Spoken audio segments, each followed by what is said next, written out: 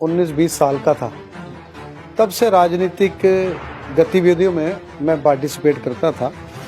और उससे पहले भी जब मैं छोटा होता था, मेरे फादर यहाँ अपने ज़माने में एक बहुत बड़े लीडर रहे हैं। मैंने सबसे पहले पिंजौर ब्लॉक समिति मेंबर से शुरुआत की थी। उसके बाद पार्षद का चुनाव लड़ा, फिर जिला परिषद का चुनाव लड़ा। अब बीजेपी में सबसे ज़्यादा मार्जिन से यहाँ से चुनाव जीतकर सोनिया सूद जी चुनाव जीती थी। तो ये मेरा राजनीतिक सफर सेंटर बने, उसका जनता भरपूर लाभ ले रही है।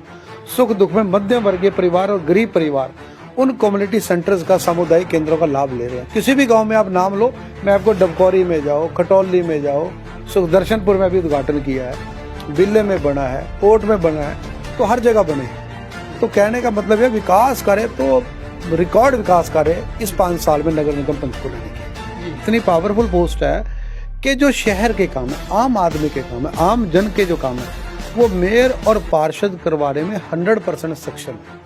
हाँ, देखिए, कुलभूषण जी का जो कार्यकाल था वो बड़ा अच्छा रहा है, बहुत अच्छा पब्लिक से तालमेल रहा है, पार्षदों से बहुत अच्छा तालमेल रहा है, और उन्होंने किसी के काम में कोई इंटरफेरेंस नहीं की। यहाँ जो दूसरी पार्टी के लोग हैं वो केवल अखबारों तक सीमित है, वो भी कभी कभार दिखाई देते हैं। उनको भी निरंतर पब्लिक के बीच में रहना चाहिए। देखिए, दावेदारी करना सबका अधिकार है, और मुझे लगता है कि भारतीय जनता पार्टी में जिसे भी टिकट मिलेगी वो यंगस्टर होगा। नमस्कार दोस्तों, पंचकूला नगर निगम की जिस प्रकार सरगर्मियाँ तेज हो चुकी है आपको पता ही है। तो पुराने चेहरे भी हैं बीजेपी के, और कुछ नए चेहरे भी मेयर के लिए तैयारी कर रहे हैं। तो आप देख रहे हैं, तो हमारे साथ इस समय तस्वीरों में देख सकते हो भारतीय जनता पार्टी के जिला उपाध्यक्ष हमारे साथ मौजूद है। इस समय आप देख रहे हैं उमेश सूद जी, और उमेश सूद जी के बारे में कुछ जानकारी दे देते हैं। उमेश सूद जी तीसरी बार जिला उपाध्यक्ष बने हैं, और 2005 में जिला परिषद के चेयरमैन भी रहे हैं, और 2000 में इन्होंने पंचायत समिति का चुनाव भी लड़ा है। तो पंचायतों का चुनाव भी लड़ा है, और शहरी निकाय चुनाव भी इन्होंने यहाँ पर लड़ा है, और कई बार यहाँ से पार्षद भी रह चुके हैं और चेयरमैन भी रह चुके हैं। और कब से राजनीति में जुड़े हैं, क्या राजनीतिक सफ़र रहा, तमाम बातचीत कर लेते हैं।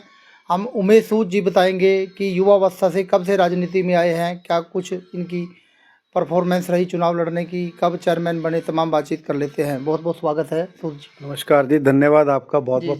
जी सूद जी, सबसे पहले हम जानना चाहेंगे, देखिए इस समय रूलिंग पार्टी है बीजेपी, और जो रूलिंग पार्टी होती है, रूलिंग में काफ़ी दावेदार होते हैं सत्ता पक्ष में। तो अब की बार काफ़ी चेहरों का नाम सामने आ रहा है यहाँ से। तो हम सबसे पहले जनता से आप ये बताइए कि आप कब से कब तक आप यहाँ चेयरमैन भी रहे हैं, एमसी भी रहे हैं, और कब आप राजनीति में आए, युवावस्था से कब से आपकी एक्टिविटी बनी है राजनीति में, जनता की सेवा में? देखिए, मैं तकरीबन 1996 में, जब मैं 19-20 साल का था, तब से राजनीतिक गतिविधियों में मैं पार्टिसिपेट करता था। और उससे पहले भी जब मैं छोटा होता था, मेरे फादर यहाँ अपने ज़माने में एक बहुत बड़े लीडर रहे हैं, और आज भी वो सामाजिक गतिविधियों में बहुत बढ़ चढ़कर भाग लेते हैं, तो उनके साथ मैं जाया करता था।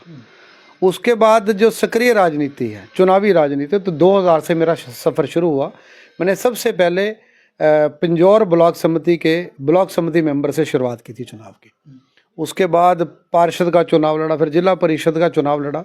हालांकि मैं रहता सेक्टर में था, और जिला परिषद का चुनाव मैंने गाँव से लड़ा, और लोगों ने मुझे वोट दी, और उसके बाद मैं जिला परिषद का चेयरमैन बना।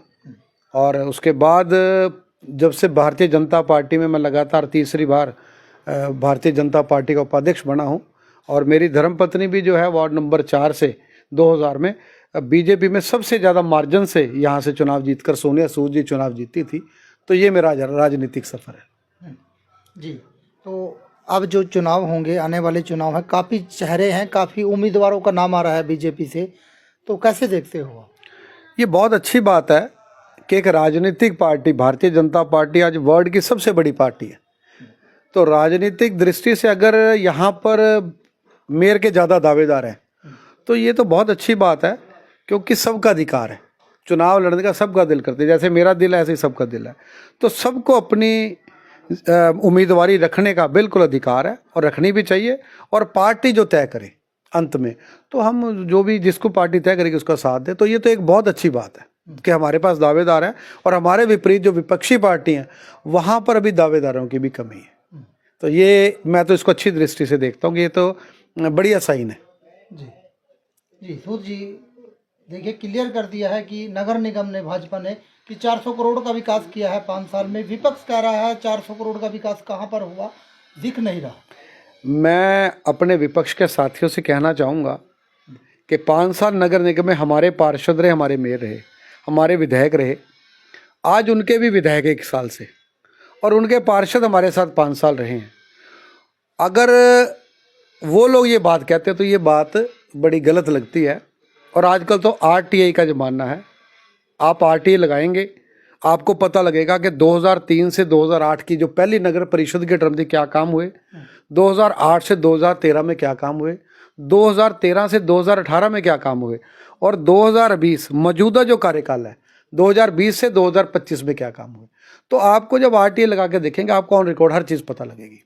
और उसके अलावा आप चारों तरफ देख सकते हैं। आप आज भी अभी एट प्रेजेंट भी किसी भी सेक्टर में, किसी वार्ड में, किसी गांव में चले जाएं तो कोई ना कोई विकास कार्य चल रहा है और लगातार हो रहे हैं। जैसे मैं अपने वार्ड की बात करता हूं कि यहाँ पर जो विकास कार्य हुए हैं उसकी एक ये बुकलेट भी हमने छोटी सी छपाई है। बड़े बड़े काम है, आप इसको दर्शकों को दिखा सकते हैं। ये वार्ड नंबर 4 की है जी। अब इसमें तकरीबन 25 करोड़ के विकास कार्य हैं, जिसमें सेक्टर 10 में तकरीबन 7 करोड़ की लागत से हमारा एक कम्युनिटी सेंटर बनकर तैयार हो गया है, जिसमें पहला शायद प्रोग्राम परसों संडे को होने जा रहा है। उसके अलावा सड़कों पर, पार्कों के लिए, स्ट्रीट लाइट के लिए, अब देखिए यहाँ पर जो स्ट्रीट लाइट है वो सारी एलईडी से हमने जो है वो परिवर्तित कर दिया, सारी वो अपग्रेड की है। उसके अलावा स्ट्रीट लाइट को जो है हमने अब क्या किया, ये ऑटोमेटिक बंद होनी शुरू हो जाएगी। हाँ, सेंसर लाइट हो जाएगी। उसके बाद हर पार्क को नया बनाया, नई लुक्स दिया है। जितने पार्क नगर निगम के पास है वो पार्कों की डेवलपमेंट बहुत ज़्यादा हुई है, और जो हुड्डा या पीएमडी के पास है वहाँ डेवलपमेंट कम हुई है। तो ये भी दर्शाता है कि नगर निगम की जो कार्यशैली है वो 5 साल में बेहतरीन रही है। और सड़कों की जो मैं बात करना चाहूँगा ज़रूर आपसे, और आप इसको ज़रूर चैनल के माध्यम से लोगों को दिखाएं कि आने वाले 15 दिन, आज 30 तारीख है, 30 जनवरी है, अगर मौसम ठीक रहता है तो अगले 15 दिन के अंदर पंचकुला के हर वार्ड में सड़कों का काम होने जा रहा है। और आपको चुनाव से पहले पंचकुला में एक भी सड़क ऐसी नहीं दिखेगी जिस पे कोई खड्डा हो। ये हमारे जो इस नगर निगम की बहुत बड़ी जो है मैं कहूँगा उपलब्धि है। पहले छोटे छोटे कम्युनिटी सेंटर बना करते, मैंने भी बहुत ग्रांट दिए, 5 लाख 2 लाख रुपए, लेकिन आज जितने कम्युनिटी सेंटर बने उसका जनता भरपूर लाभ ले रही है। सुख दुख में मध्यम वर्गीय परिवार और गरीब परिवार उन कम्युनिटी सेंटर्स का, सामुदायिक केंद्रों का लाभ ले रहे हैं। किसी भी गांव में आप नाम लो, मैं आपको डबकौरी में जाओ, खटौली में जाओ, सुखदर्शनपुर में भी उद्घाटन किया है, बिल्ले में बना है, कोट में बना है, तो हर जगह बने हैं। तो कहने का मतलब है विकास कार्य तो रिकॉर्ड विकास कार्य इस 5 साल में नगर निगम पंचकुला ने किए। जी सूद जी, हम जानना चाहेंगे, देखिए लगभग 70 सालों से आप देख रहे हैं कि इनडायरेक्ट मेयर बना करते थे, चेयरमैन बना करते थे, लेकिन नियमों में संशोधन किया है। पिछली बार 5 साल मेयर डायरेक्ट चुनकर जनता ने भेजा है।